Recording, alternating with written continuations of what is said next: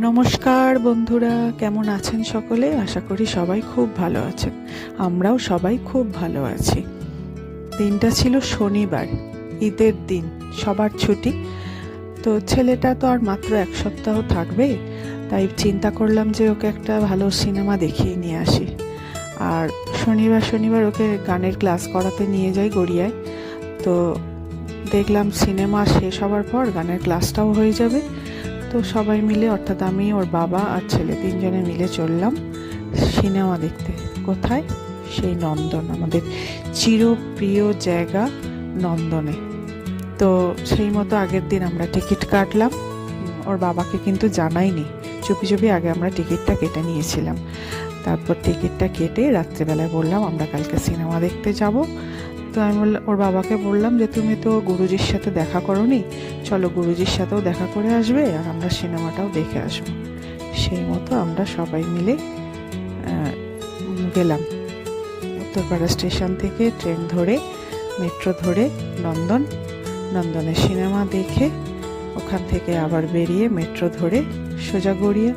সিনেমাটা কিন্তু খুব ভালো লেগেছে, পারলে সকলে দেখে নেবেন।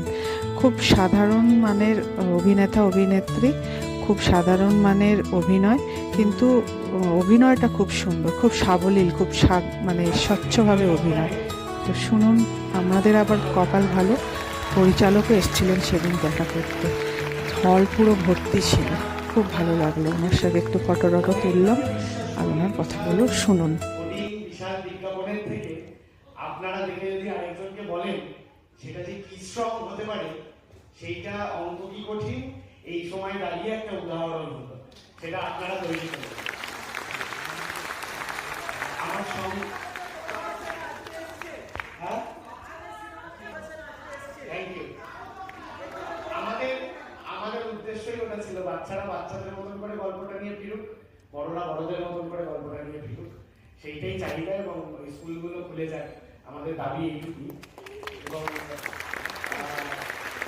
আমার সঙ্গে আজকে যারা আছেন একটু আলাপ করিয়ে দিই। সাধারণত যাদেরকে পর্দায় দেখেন তাদেরকেই তো পরিচিতি ঘটে। এই গল্পটা সৌমিক দেব আর আমি মিলে লিখেছি দুজনে, এবং পুরো লিরিক্স এবং মিউজিক ডিরেকশন দেবদীপ মুখার্জি।